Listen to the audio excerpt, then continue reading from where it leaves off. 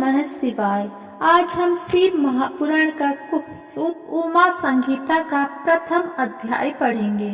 श्री कृष्ण उपमन्यु संवाद। जो रजगुण से संसार की सृष्टि करते हैं, सत्व गुण से 7 युभुवनों को धारण करके उनका भरण पोषण करते हैं और सम गुण से युक्त हो इस जगत का संहार करते हैं, जो इन तीनों गुणों की माया को त्याग कर पुनः शुद्ध रूप में स्थित है, उन सत्यानंद स्वरूप आनंद बोधमय निर्मल परम ब्रह्मा शिव का हम ध्यान करते हैं।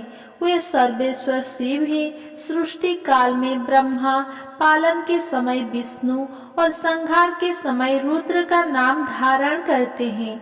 सत्व गुण एवं सत्व भाव से ही उनकी प्राप्ति संभव है।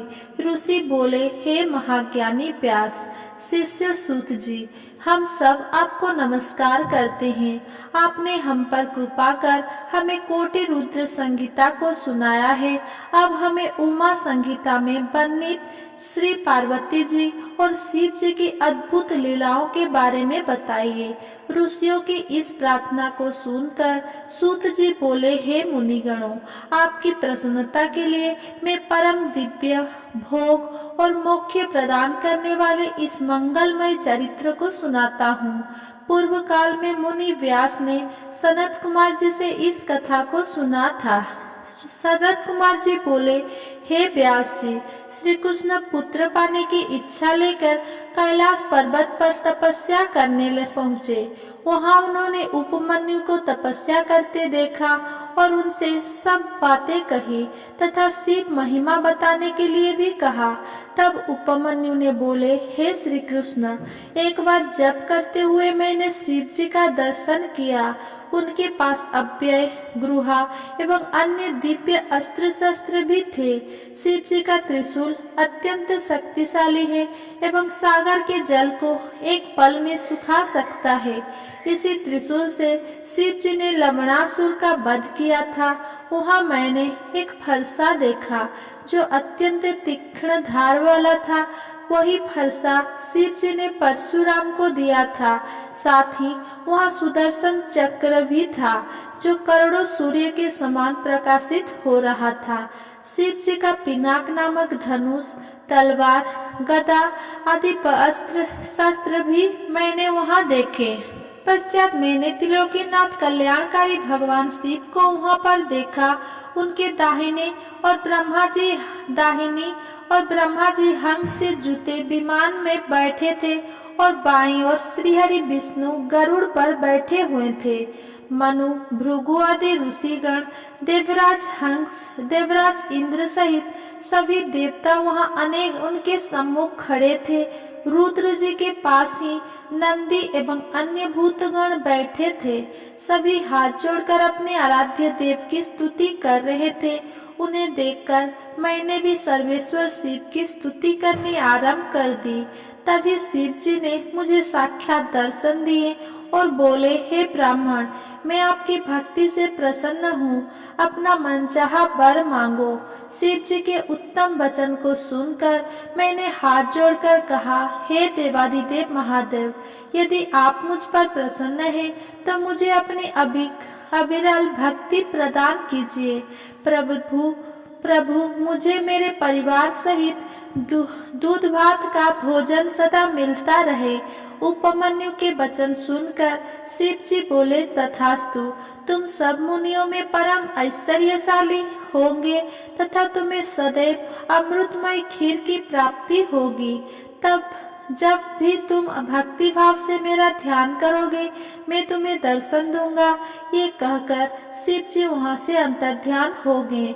हे कृष्ण, भगवान शिव ही सब तत्वों के ज्ञाता है।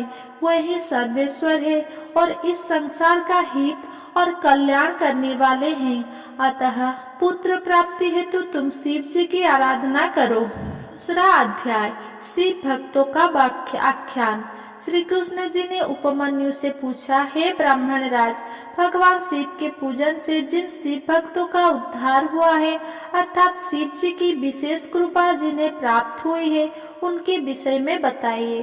श्री कृष्ण के प्रश्न को सुनकर उपमन्यु ने बोले, हे कृष्ण, राक्षस राज हिरण्यकश्यप ने शिव जी को अपनी घोर तपस्या से प्रसन्न किया। तब उन्होंने उसे ऐश्वर्य संपन्न राज्य प्रदान किया। उसी का पुत्र नंदन भी शिव जी से वरदान पाकर युद्ध में विजयी हुआ और उसने देवराज इंद्र को 10,000 वर्षों तक अपना दास बनाए रखा। इसी प्रकार सतमुख राक्षस ने शिव पूजन कर 1000 पुत्र प्राप्त किए। जब ऋषि याज्ञवल्क्य ने शिव जी की आराधना से उन्हें प्रसन्न किया तो वे वेदों के महान ज्ञाता हुए। व्यास मुनि को भी शिव कृपा से वेद पुराण, इतिहास एवं शास्त्रों का ज्ञान प्राप्त हुआ है। एक बार की बात है, शिव जी के क्रोध से पृथ्वी का सब जल सूख गया था। तब सब देवताओं ने शिव जी को उनकी आराधना करके प्रसन्न किया। उस समय शिव जी ने अपने कपाल से जल प्रकट किया था। राजा चित्रसेन की भक्ति से प्रसन्न होकर शिव जी ने उन्हें निर्भय कर दिया। शिव भक्ति से एक साधारण से गोप श्रीकर को परम सिद्धि प्राप्त हुई। सीमंतिनी के सोमवार के व्रत के पुण्य एवं भक्ति फल से शिव जी ने उसके पति चित्रांगद की रक्षा की। चंचुला नामक व्यभिचारिणी स्त्री के गोकर्ण में कथा सुनने से भक्त वत्सल भगवान शिव ने उसके सभी पापों का नाश कर दिया और उसके पति विदुम को भी सद्गति प्रदान की। महाकाय नामक व्याध ने शिव भक्ति से सद्गति पाई। महामुनि दुर्वासा को शिव भक्ति से मोक्ष की प्राप्ति हुई। यही नहीं, ब्रह्मा जी ने शिव आराधना द्वारा इस पूरी सृष्टि की रचना की। मार्कंडेय जी भगवान शिव की कृपा से ही दीर्घायु हुए। भगवान शिव के वर से ही सांडिल्य जगत प्रसिद्ध एवं पूजनीय हुए। इस प्रकार मैंने आपको शिव जी के अनेकों भक्तों के बारे में बताया, जिन्हें शिव कृपा से सिद्धि और रिद्धि की प्राप्ति हुई है। तीसरा अध्याय, शिव महात्म्य वर्णन। श्री कृष्ण जी ने उपमन्यु से पूछा, हे महामुने, क्या भगवान शिव मुझे भी दर्शन देंगे? उनकी बात सुनकर उपमन्यु बोले, अवश्य ही भगवान शिव आपको दर्शन देंगे। मैं आपको एक अद्भुत मंत्र बताता हूँ, जिसके जाप से निश्चय ही शिव जी प्रसन्न होकर न केवल आपको दर्शन देंगे, अपितु आपकी पुत्र प्राप्ति की इच्छा भी अवश्य पूरी करेंगे। तब उन्होंने श्री कृष्ण को शिव महिमा का वर्णन करते हुए पंचाक्षरी मंत्र ओम नमः शिवाय की दीक्षा दी। उपमन्यु ने सारी विधि विधान जानकर श्री कृष्ण ने शिव जी को प्रसन्न करने हेतु जटाजूट धारण किया और फिर अपने पैरों के अंगूठे पर खड़े रहकर कठिन तपस्या आरंभ कर दी। श्री कृष्ण को भक्ति पूर्वक शिव उपासना करते करते 15 माह बीत गए। 16वां महीना लगते ही सर्वेश्वर शिव ने प्रसन्न होकर श्री कृष्ण को श्री पार्वती जी सहित दर्शन दिए और बोले, हे कृष्ण, आप मेरे परम भक्त हैं। आपकी इस भक्तिपूर्ण आराधना से मैं बहुत प्रसन्न हूँ। मांगो, क्या मांगना चाहते हो? शिव जी के ऐसे वचन सुनकर श्री कृष्ण बोले, हे देवादिदेव महादेव जी, आपने मुझे दर्शन देकर आज मेरा जीवन सफल कर दिया। भगवान, मैं आपसे चाहता हूँ कि मैं सदा धर्म के मार्ग पर चलूं और संसार में यश प्राप्त करूं। मेरा निवास आपके पास हो और आप में मेरी सदा दृढ़ भक्ति बनी रहे। मैं सदा युद्ध में विजयी रहूं। मैं शत्रुओं का नाश कर योगी जनों का प्यारा बनूं और मुझे 10 पराक्रमी पुत्र की प्राप्ति हो। श्री कृष्ण के वचनों को सुनकर शिव जी ने प्रसन्नता पूर्वक उन्हें सभी वर प्रदान कर दिए। श्री पार्वती जी ने लोक कल्याण हेतु ब्राह्मणों की सेवा करने का वर प्रदान किया। तत्पश्चात शिव पार्वती अंतर्ध्यान हो गए। तब श्री कृष्ण भी प्रसन्नता पूर्वक उपमन्यु के पास पहुँचे और उन्हें अपने वरदान के बारे में बताकर वे अपनी नगरी द्वारिका को चले गए। श्री रामचंद्र जी ने भी भगवान शिव की आराधना कर उन्हें प्रसन्न किया और उनसे दिव्य अस्त्र प्राप्त किया। शिव जी के आशीर्वाद के फलस्वरूप उन्होंने लंका के विशाल समुद्र पर पुल बनाकर लंकेश्वर रावण को मारकर अपनी पत्नी सीता को मुक्त कराया। परशुराम ने शिव जी को प्रसन्न कर शिव जी से परशु नामक फलसा प्राप्त किया और उससे ही अपने पिता ऋषि जमदग्नि का वध करने वाले सहस्त्रार्जुन का वध किया। चाक्षुष नामक मनु पुत्र ने सांप भोगते हुए भी दंडक वन में शिव जी की तपस्या की, जिसे प्रसन्न होकर शिव जी ने उन्हें सांसारिक बंधनों से मुक्त कर गणेश जी का गण बना दिया। गर्ग मुनि की आराधना से प्रसन्न होकर 1000 पराक्रमी पुत्र का आशीर्वाद प्रदान किया। शिव जी की कृपा से ही गालक नामक एक निर्धन ने अपनी तपस्या से शिव जी को प्रसन्न कर अपने पिता को पुनर्जीवित कर दिया। मुनियों, इस प्रकार मैंने आपसे शिव महात्म्यों का वर्णन किया है। चौथा अध्याय, शिव माया वर्णन। व्यास जी बोले, हे सनत कुमार जी, अब आप हमें त्रिलोकीनाथ भगवान शिव के लीलामय चरित्र के विषय में बताइए। यह सुनकर सनत कुमार जी बोले, हे व्यास जी, भगवान शिव परम ब्रह्मा परमात्मा है, वही सबके ईश्वर है। शिव जी से ही 8 देव यानी